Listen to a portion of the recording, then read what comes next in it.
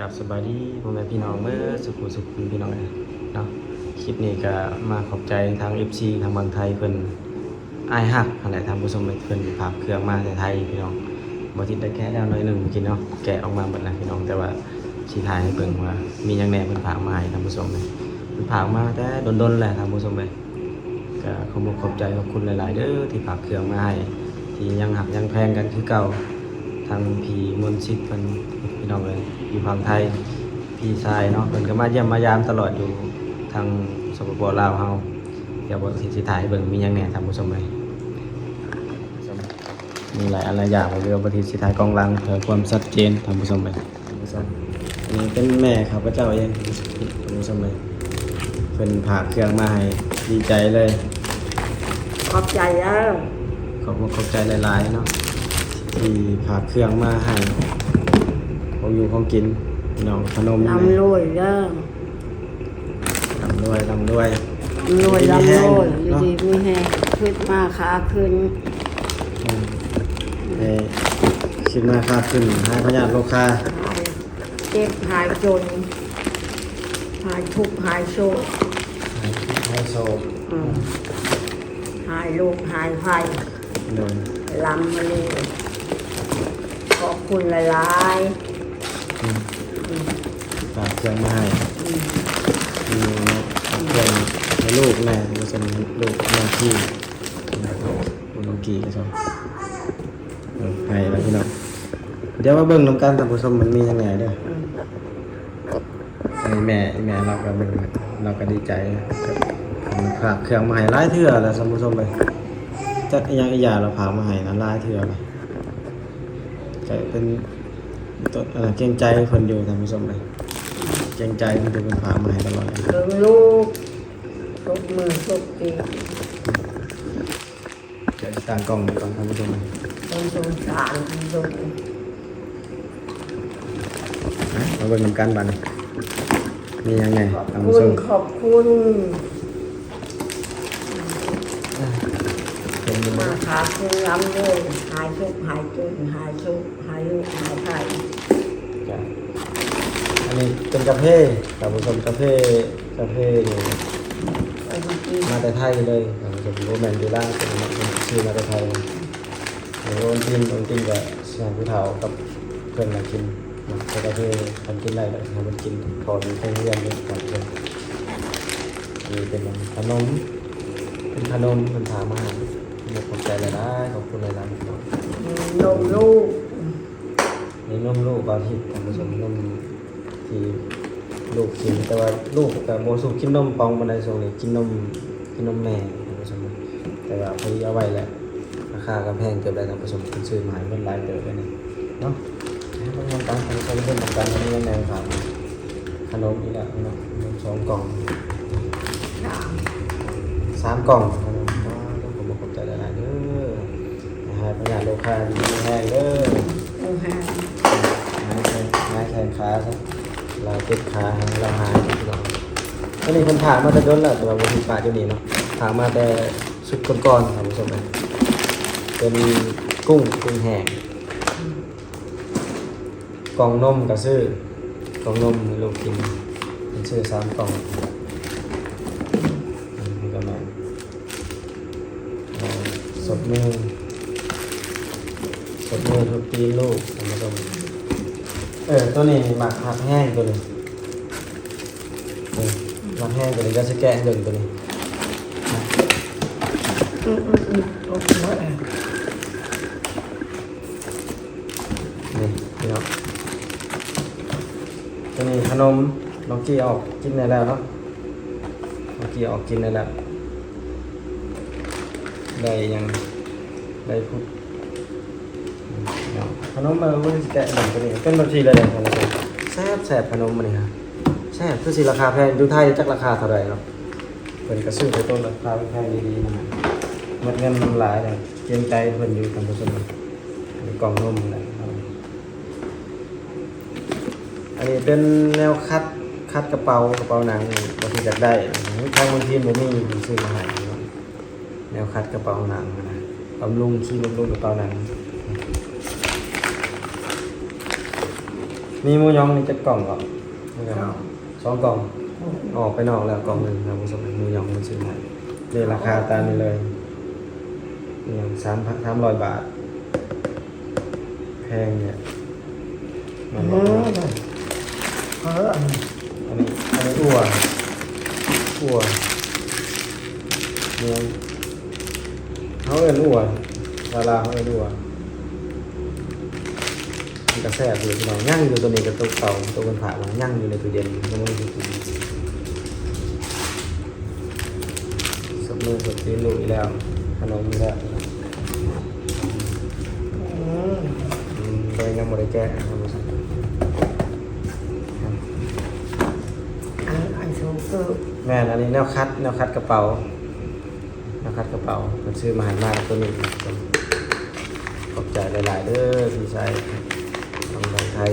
มนต์ซื้อเรียนเป็นชมซักท่านผู้ชมนะ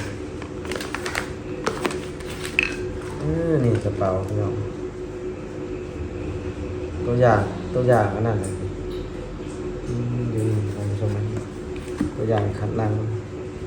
นมนี่แหละโอ้นมช่องกล่องคุณซื้อเนี่ยราคาแพงในนมนี่นะท่านผู้ชมกล่องหนึ่งเท่าไรกล่องซื้อเมื่อกี้กล่องแสนเท่าไรกล่องแสนตายอยู่ลาวอยู่ไทยก็น่าจะแมน200-300 บาทเนาะประมาณนี้แหละเครื่องมาในไทยนะราคาแพงเลยมีขนมอีกขนมซื้อมากิน ทำไม ขนมบางไม้ปั้นกันแล้วมันบ่นี่ก็หรอกแกะเลย กินแล้ว มาเบิ่งน้ำกันพี่น้องมาเบิ่งคนเข้าไปนี่ครับสวัสดีครับ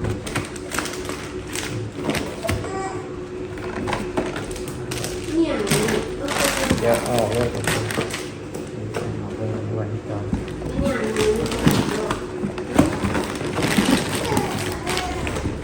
ว่านี่บ่มีเหล้าบ่นี่ปกติก็จะเหล้ามาเอาไว้เนาะเอาไว้ก่อนเนาะ เป็นอะไรตอนนี้ มาหลายอย่างเลี้ยงใจมันอยู่ผ่านมาตลอดครับแก้แล้วมันแก้ยังเข้าไปแก้แล้ว เป็นคนงั้นไปอันนี้ ก็เนี่ย ครับผู้ชมเดี๋ยวเบิ่งตัวนี้หมักแห้งตัวนี้เบิ่งกันตัวนี้ผมซื้อมาว่าสิให้ยูทูบเบอร์อีกคนหนึ่งแต่ว่าผมตัดสินใจให้เฮาเนาะบ่ฮู้เป็นหยังซื้อสไตล์เพิ่นก็เลยผมซื้อให้คนอื่นแต่ว่าเพิ่นบ่ได้ให้พระเจ้าฝากไว้แล้วล่ะเลยมาให้บางทีตัวนี้น่าจะราคาแพงแค่เดียวเดี๋ยวเบิ่งกัน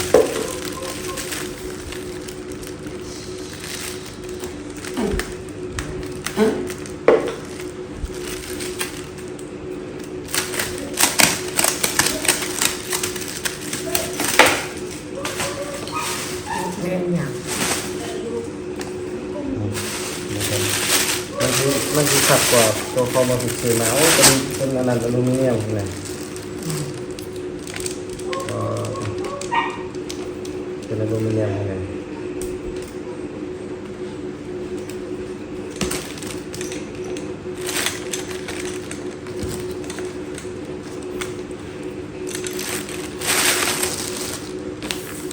นะ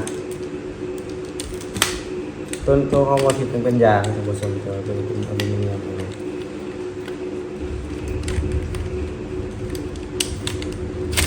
โอ้หมุนขึ้นหมุนลงได้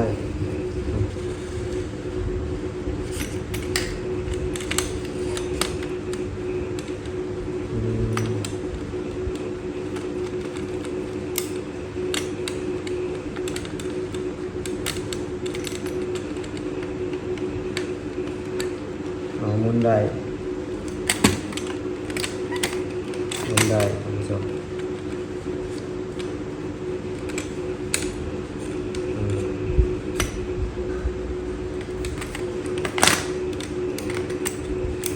ตัวนี้ครับโอ้มีน้ำเทียมพี่หันโทรศัพท์ให้เลยได้เลยตัวนี้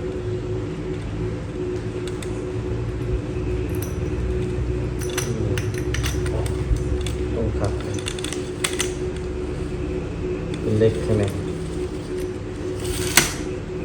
โอเคสมได้เรื่องครับเลยเดี๋ยวเอาไปได้โต๊ะเฮายังบ่แพงยังบ่ครับเดี๋ยวบ่ได้ใช้งานลงเลยท่านผู้ชมก็คือว่ามืดซ้ำนี่ท่านผู้ชมก็ขอบคุณขอบใจหลายๆเด้อทางเบาพี่ชายเป็นทางงานที่วันชิปที่ดินเป็นสมศักดิ์ท่านผู้ชมเลยก็มาดินมาแวร์เนาะผมบอกขอบใจหลายๆท่านผู้ชมเลยเนาะขอบใจเป็นนะแม่ขอบใจเป็นบอก ใจ เป็นแต่ขอบใจไว้พร ขอ ด้ บ วย คุณ ก็ไว้พรแหละไว้พร ให้ลำให้รวยเด้อ อืม ให้หาย งาน ทุ ล ก ง ข์ ท้า หาย ยโศกหายโรคหายภัย อ่า ให้เจริญให้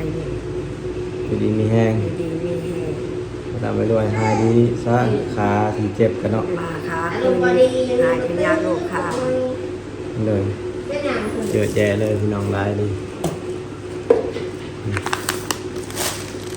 เสียงร้ายเลยท่านผู้ชม เฮ้ยเป็นหนัง อาชีซัมนี่และคลิปนี้กับแต่ผู้หญิงที่กระเรื่อง เป็นคลิปที่ว่าขอบใจ FC เพิ่นที่ฝากเครื่องมาให้แหละท่านผู้ชม ใจ แล้วหลายอย่างเพิ่นก็สิว่า FC ก็แม่นพี่น้องสิว่าพี่ชายก็แม่นเป็นแบบซ้ำพี่น้องคิงๆว่าซ้ำๆเพิ่นช่วยเหลืออะไรอย่างพี่น้องเพราะว่าสิเรื่องเครื่องของสนับสนุนอุปกรณ์การถ่ายคลิปต่างๆเป็นก็ช่วยหลายอยู่แต่เงินทำซื้อน้ำมันรถเนี่ยก็มีให้ตลอดเนาะตอนช่วงมันก็เพิ่นจะผูกแขนอีกผูกแขนให้ลูกก็มันหลายเติบโอนมาช่วยเหลือลูกแน่เนาะ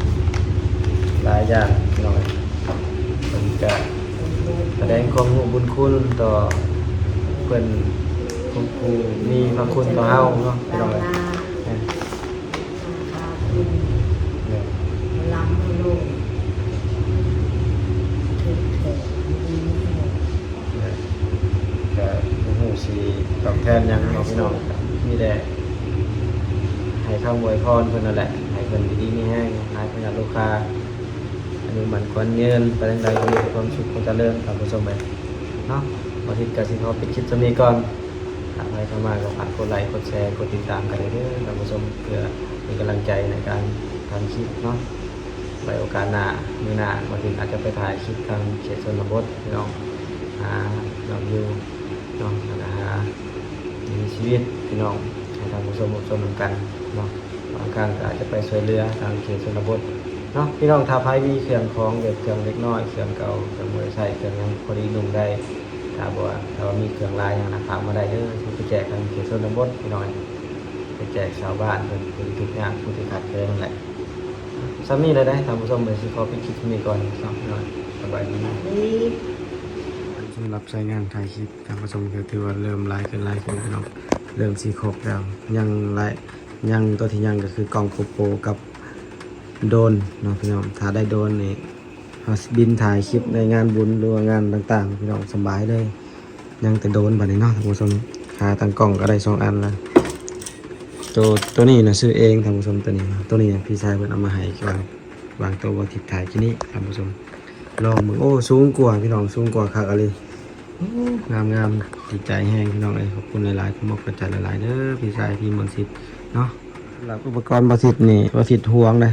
ห่วงแล้วก็รักษาดีรับรองว่าไผซื้อคืออุปกรณ์ให้นี่บ่ผิดหวังทนใส่ตลอดปีตลอดชาติพี่น้องบ่เคยมันสิบ่ฮักบ่หยังดอกอยู่นำบ่สิทธิ์รักษาดีพี่น้องอุปกรณ์เนาะสิบ่ผิดหวังแน่นอนถ้าไผซื้อให้บ่สิทธิ์รักษาดีใส่ได้ตลอดปีตลอดชาติว่าซั่นซะภาพที่ล้างการใส่น้ำยาหรือว่าน้ำครีมบำรุงอันคัดตามผสมตัวนี้ใส่ครีมบำรุงแล้วสิเป็นสีแบบนี้ถ้าตัวยังบ่ทันใส่ครีมบำรุงบ่ที่สิขึ้นหน้าจอให้เด้อท่านผู้ชมมันสิเป็นสีหนึงอีกขี้ลายบัดนี้มันเป็นเหลืองๆเงาๆบัดนี้พี่น้องเอ้ยเนาะงามกว่าเก่านี่สายแขนสายต่างๆเป็นเงาๆบัดนี้ท่านผู้ชม หลังจากที่ใส่ครีมบำรุง